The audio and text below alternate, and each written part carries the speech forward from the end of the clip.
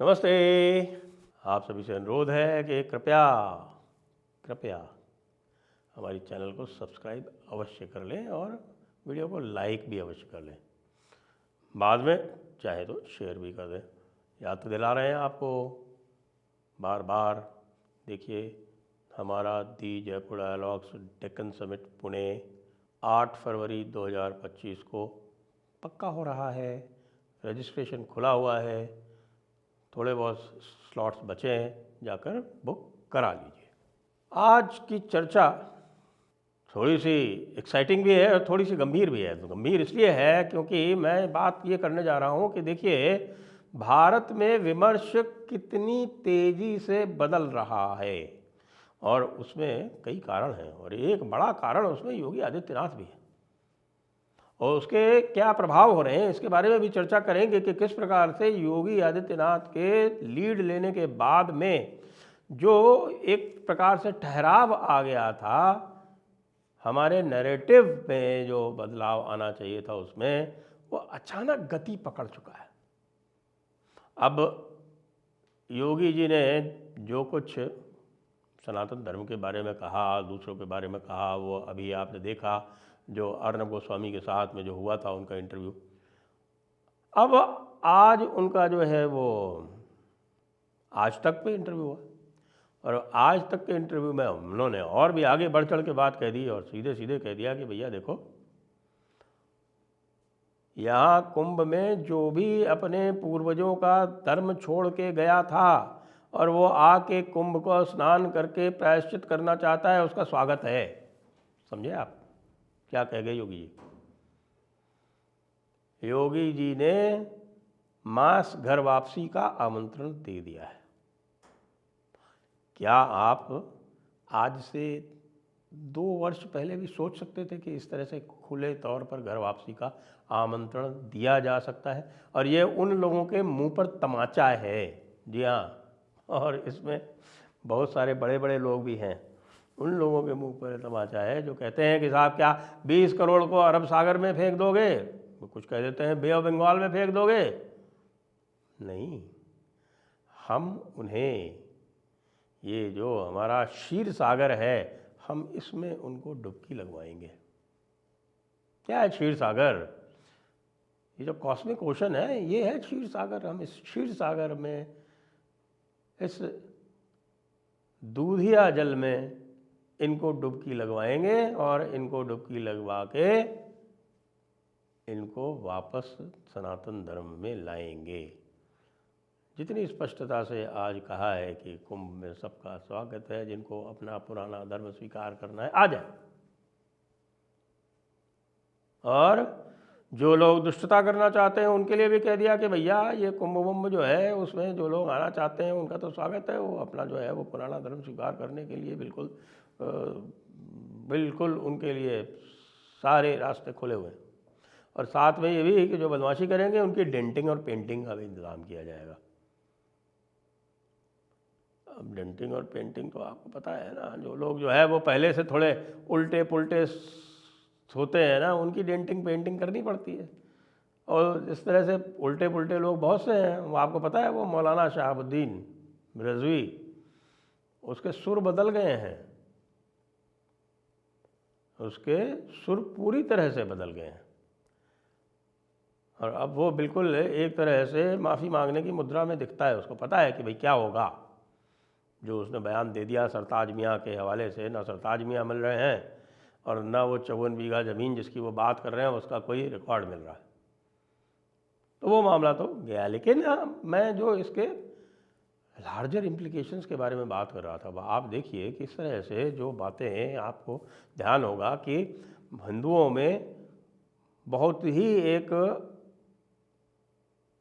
मैं कहूँगा कि एक चतुराई से, चतुराई भी क्या कहूँ, एक कुटिलता से अंग्रेज़ों ने और साथ में इस्लामियों ने, बाद में कम्युनिस्टों ने मिल के एक अपराध बोध सा डाल दिया।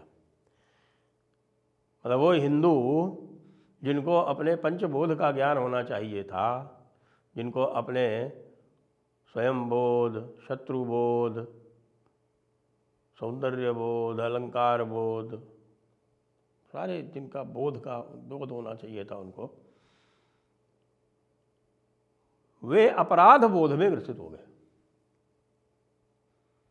और अपराध बोध में ग्रसित होने का, अपराध बोध में उनको ग्रसित किया गया। कहानियाँ सुनाई गई कि भाई तुम्हारे पूर्वजों ने बड़े अत्याचार किए थे। तर यार पूर्वजों ने किए, हमने थोड़ी किए। ये एसोसिएशन बाय सक्सेशन थोड़ी होता है, ये गिल्ट बाय सक्सेशन होता है ना, न कभी हुआ न कभी होना चाहिए। ये जो ब्लड लाइबल वाला कॉन्सेप्ट है ना क्रिश्चियनिटी में, वो ब्लड लाइबल वाला कॉन्सेप्ट जो है वो क्या कहता है कि भाई सारे जूस यानी सारे यहूदी रिस्पॉन्सिबल हैं, क्योंकि यहूदियों ने जीसस को सूली पे चढ़ाया था। अरे भाई जीसस भी जू ही था, खैर चलो वो अलग डिबेट है, लेकिन वो उसमें उन्होंने उसको ब्लड लाइबल का सिद्धांत लगाया। और क्रिश्चियंस जो हैं वो जो यहूदियों से घृणा करते हैं, और यहूदियों का जो होलोकॉस्ट हुआ वो सब उस ब्लड लाइबल के सिद्धांत से हुआ। उसी ब्लड लाइबल के सिद्धांत को इन्होंने यहाँ डाला और इनको सिखाया। किसको? हमारे दलित भाइयों को, जिनके साथ कोई इतिहास नहीं है कि जो यहूदियों के साथ हुआ उसका कहीं रंच मात्र, लेश मात्र, कुछ भी कहीं हुआ हो। सारा एट्रोसिटी लिटरेचर जो है वो अंग्रेज़ों ने आके बनाया कि इसके साथ ये हुआ, इसके साथ वो हुआ। सब किसी में, जहाँ पर 90 क्या लगभग एक समय में तो आप कह सकते हैं 99% ग्रामीण परिवेश था। सब ग्रामीण परिवेश में अपना अपना कार्य करते हुए सब सुखी जीते थे। और अपना अपना कार्य करने का तो साहब ऋग्वेद में भी उदाहरण है कि एक ही परिवार में, मैं ख्याल से 1 मिनट में देख लेता हूँ उसका रेफरेंस, जो वो ऋचा है जिसको मैं कई बार बताता रहता हूँ, वो उस ऋचा में साफ साफ लिखा हुआ है कि भैया सारे लोग जो हैं वो अपना अपना काम करते रहते थे। ये देखिए, ये है ऋग्वेद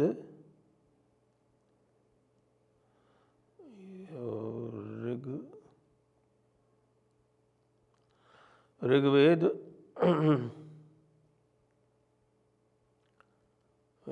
में बता रहा हूँ मैं आपको, ये है 9.112.3 नवे मंडल की 112वां सूक्त, उसकी तीसरी ऋचा है। उसमें एक ही परिवार में कई वर्ण बता दिए गए। तो इस प्रकार की जो स्थिति है लोगों को बताई नहीं गई, लोगों में जो अपराध बोध हुआ उसका लोगों ने लाभ उठाया और लाभ उठा के तरह तरह के किस्से चला दिए। आज दिलीप मंडल नाम के एक व्यक्ति ने एडमिट किया कि उसने फातिमा शेख नाम की एक पहली शिक्षिका होने का जो एक प्रमाण दिया था कि साहब ये पहली मुस्लिम शिक्षिका थी, वो झूठ था।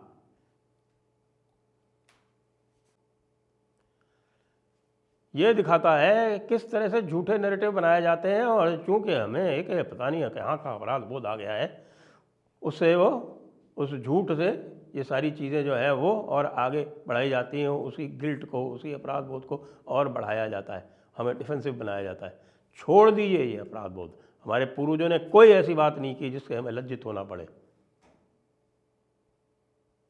ये सारा जो एट्रोसिटी लिटरेचर जो पश्चिम से बन के आता है, और जो जिसका कहा, योगी जी ने कहा था, ये जो लोग पश्चिम की जूठन खाते हैं और उस जूठन को यहाँ पर उगलते हैं, उनसे आपको लज्जित होने की कोई आवश्यकता नहीं है। महान आपकी परंपरा है, महान आपका साहित्य है, और इसको सीखिए, जानिए और प्रतिकार कीजिए तर्क से, कुतर्क का तर्क से, झूठ का तथ्यों से प्रतिकार कीजिए खुली तौर से। तो भीमा कोरेगांव वाला किस्सा सुनाया जाता है। भाई भीमा कोरेगांव कहते हैं कि साहब हमने उनको हराया। यार तुम अंग्रेज़ों की तरफ से लड़ रहे थे ना, तो अगर अंग्रेज़ों की तरफ से लड़ते हुए तुमने किसी भारतीय शक्ति को हराया तो उसके लिए तुम्हें गौरव होना चाहिए या लज्जित होना चाहिए, एक बात। दूसरी बात, लड़ाई अंग्रेज़ों की पेशवा की थी ना, उनकी तरफ से तो मुस्लिम लड़ रहे थे, या महार और मुस्लिम की लड़ाई थी। जीते हम? कोई नहीं जीता, वापस चला गया था वो अंग्रेज़ उनको सबको वापस लेके। और यदि अंग्रेज़ों की तरफ से लड़के इतने महान थे तो फिर टीपू को क्यों कहते हो यार अंग्रेज़ों से लड़ा था इसलिए फ्रीडम फाइटर है?